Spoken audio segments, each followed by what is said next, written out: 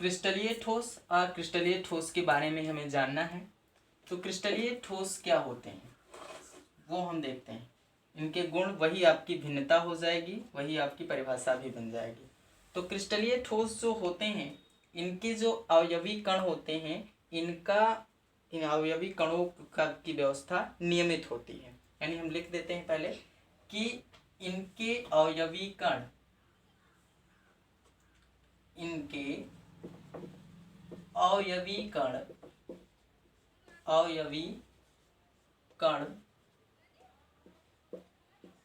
कणों की व्यवस्था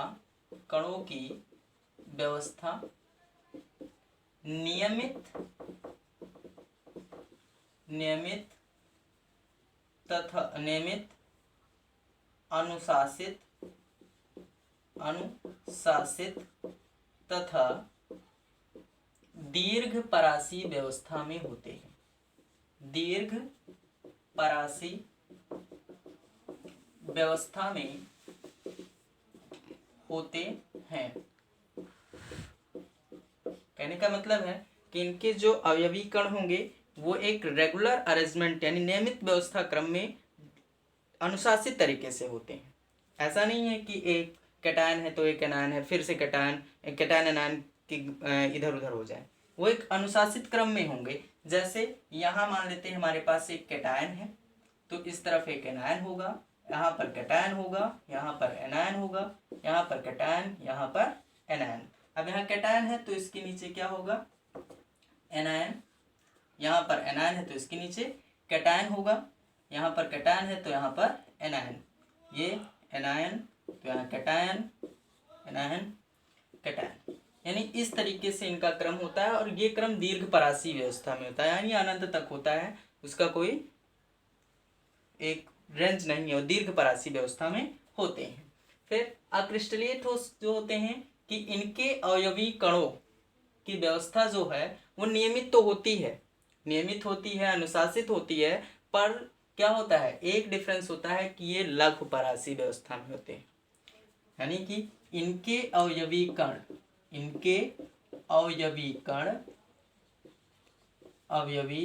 कणों की व्यवस्था नियमित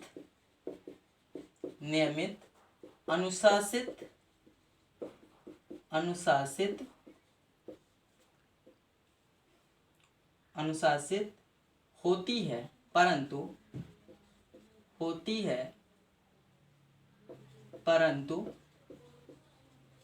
परंतु यह व्यवस्था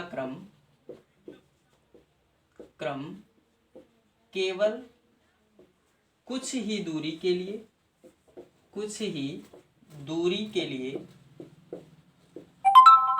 लिए होता है। अर्थात ये लघु परासी व्यवस्था में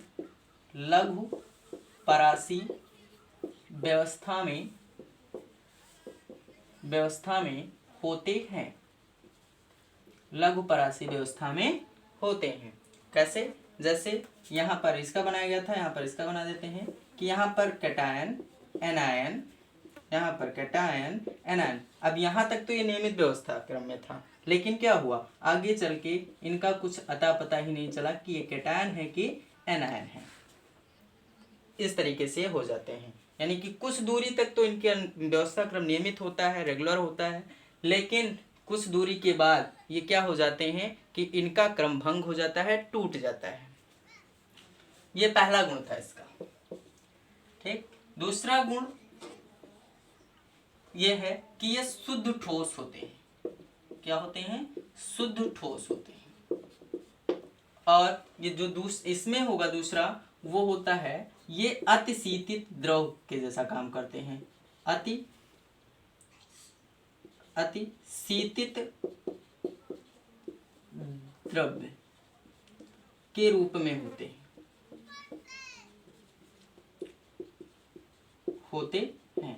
मतलब क्या है अतिशीतित द्रव्य का? मतलब कि ये शुद्ध ठोस है, ये अतिशीतित द्रव्य है। क्या फर्क है इन दोनों में? जैसे ये आपका मार्कर है, इस मार्कर को आप चाहे जितने दिनों तक रखे रहो, चाहे जितने वर्षों तक, लेकिन इसके आकार में कोई परिवर्तन नहीं होगा। यानी इसके आकार में कोई परिवर्तन नहीं होने वाला, इसलिए इसको शुद्ध ठोस कहते हैं। और ये अतिशीतित द्रव्य के रूप में इसलिए कहा जाता है क्योंकि हम देखते हैं कि किसी मकान में अगर ग्लास लगे हैं, खिड़कियों में ग्लास लगे हैं, तो 2-3-4 साल बाद अगर हम देखते हैं तो वो किनारे पर यानी कि नीचे की तरफ मोटा हो जाता है और बीच में पतला हो जाता है। यानी कि टेम्परेचर जैसे जैसे बढ़ता है वो बहना प्रारंभ कर देते हैं, इसलिए इनको हम अतिशीतित द्रव्य कहते हैं। ठीक। तीसरा जो आपका गुण है इसका मेल्टिंग और बॉइलिंग पॉइंट। मेल्टिंग और बॉइलिंग पॉइंट यानी गलनांक और क्वथनांक, ये जो होता है ये तीक्ष्ण होता है। तीक्ष्ण होता है। तीक्ष्ण का मतलब है कि ये एक फिक्स्ड टेम्परेचर होता है, इनका एक फिक्स टेम्परेचर है। जैसे कोई पदार्थ है उसका जो मेल्टिंग पॉइंट मान लीजिए 120 डिग्री है, तो वो 120 ही डिग्री पर मेल्ट होगा। उससे कम है, उससे कम टेम्परेचर हमको मिला है तो वो मेल्ट नहीं होने वाला। यानी कि एक फिक्स टेम्परेचर, यानी कि जब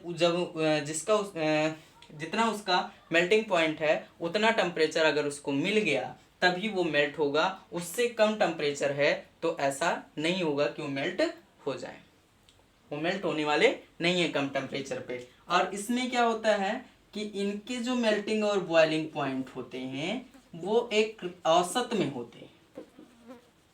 क्या होते हैं? औसत में होते हैं। औसत में होते मतलब क्या है कि जैसे प्लास्टिक आप देखते हैं तो प्लास्टिक को आप मेल्ट करना है या बॉयल करना है तो प्लास्टिक क्या होता है, जब उसको कुछ टेम्परेचर मिलेगा तो पहले नरम होगा, फिर ढीला होगा, फिर गलना प्रारंभ होगा। लेकिन यहाँ पर ऐसा कुछ नहीं होता है, क्रिस्टलीय सॉलिड में ऐसा कुछ नहीं होता है कि उसको फिक्स टेम्परेचर मिलेगा तभी उसमें कुछ परिवर्तन आएगा, उसके पहले परिवर्तन नहीं आने वाला। लेकिन इसमें क्या होता है कि इसमें जब आप टेम्परेचर जैसे जैसे देना प्रारंभ करोगे वो क्या होगा, नरम होगा, ढीला होगा, फिर उसके बाद वो मेल्ट होगा। इसलिए ये औसत में होता है। यानी कि कोई पदार्थ है, मान लेते हैं कोई पदार्थ है तो उसका टेम्परेचर यानी मेल्टिंग पॉइंट उसका 120 डिग्री है।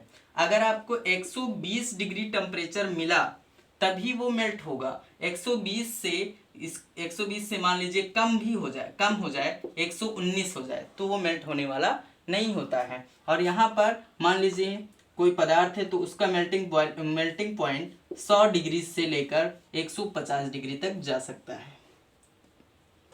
ठीक, यानी इस तरीके से मेल्टिंग और बॉइलिंग पॉइंट होते हैं। चौथी प्रॉपर्टी इसकी क्या है कि ये जो होते हैं विषमदैशिक प्रकृति के होते हैं। क्या होते हैं? विषमदैशिक प्रकृति के, दैशिक प्रकृति के होते हैं।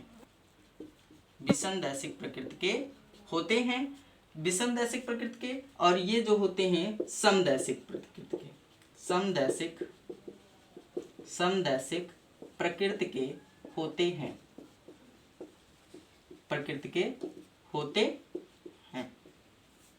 विषमदैशिक प्रकृति का मतलब क्या है कि ये जो ठोस होते हैं अगर हम डायरेक्शन चेंज कर दें यानी अलग अलग दिशाओं में इनके अलग अलग फिजिकल प्रॉपर्टी होगी। यानी जिस दिशा में हम देखेंगे उसकी प्रॉपर्टी अलग हो जाएगी। यानी भौतिक प्रॉपर्टी यानी भौतिक गुण जो होंगे उसके अलग अलग होंगे। जैसे अगर हम इस डायरेक्शन में इसको देखें तो यहाँ पर हमको केवल कैटायन मिले तो ये कैटायन के गुण प्रदर्शित करेंगे। अगर इस दिशा में हम जाके देखें तो यहाँ पर क्या होगा, एनायन की प्रॉपर्टी मिलेगी हमको।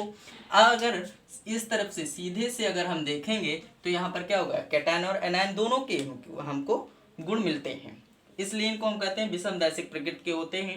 यानी कि अगर डायरेक्शन आपने चेंज कर दी यानी दिशा बदली तो उसके भौतिक गुण भी बदल जाएंगे। लेकिन ऐसा इसमें कुछ नहीं है, समदैशिक प्रकृति के होते हैं। जैसे यहाँ पर हमको पता ही नहीं है कि कौन सा कैटायन है और कौन सा एनायन है, क्योंकि इनका जो अरेंजमेंट था, रेगुलर अरेंजमेंट था, वो टूट चुका है। यहाँ पर ये नहीं पता है कि कौन सा कैटायन है और कौन सा एनायन है। तो अगर आप इस तरफ से देखोगे तब भी वही दिखेगा, इस तरफ से देखोगे तब भी वही दिखेगा, यानी कि आप चाहे जिस दिशा से देखने जाओ वो सेम तरीके का दिखेगा। फिर पांचवा एग्जाम्पल हम देख लेते हैं कि इसका एग्जाम्पल क्या है। तो एग्जाम्पल इसका जितने भी आयनिक यौगिक हैं, जैसे NaCl है, KCl है, ZnCl है, ये सब आपके क्या हैं, ये सारे के सारे आपके क्रिस्टलीय ठोस होते हैं, ZnCl2।